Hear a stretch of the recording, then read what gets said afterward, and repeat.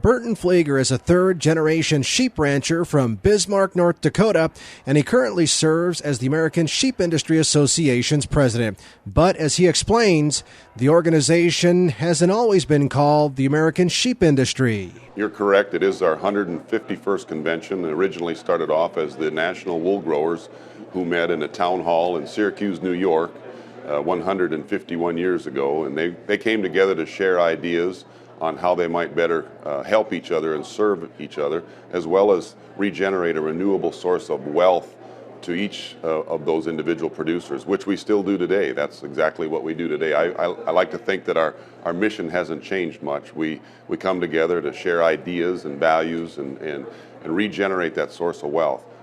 We are a federation of about 47 states, and those state members are members of the American Sheep Industry Association. And of course, individual producers make up the membership of those states. So we're always grateful that the states join the American sheep industry. I always make that point when I go visit with them that I'm here because of your membership, and thank you for that membership. The American Sheep Industry Association has had a long, storied history of being an advocate of the industry on behalf of the American sheep producer.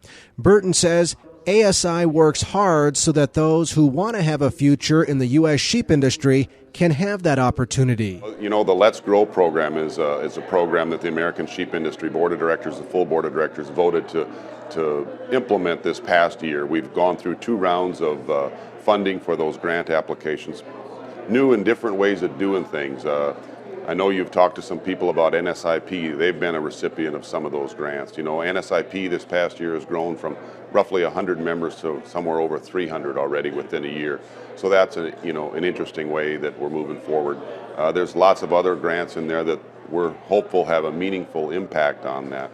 Burton says in order for the U.S. sheep industry to not only be sustainable but successful for the next generation, producers need to get involved so the industry can speak with one loud and united voice.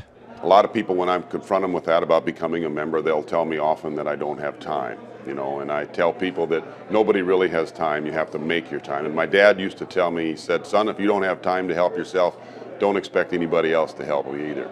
But in order to affect change, you have to be part of the change.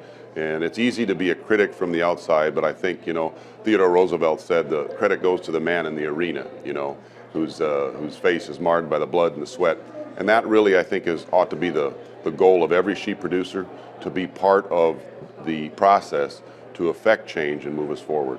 With leadership of men and women like Burton Pfliger, the American Sheep Industry Association is growing. In fact, its Young Entrepreneur Program is one of ASI's true success stories. It's attracting young people from across America to the sheep industry, helping to ensure ASI remains the industry's advocate it's been since 1865.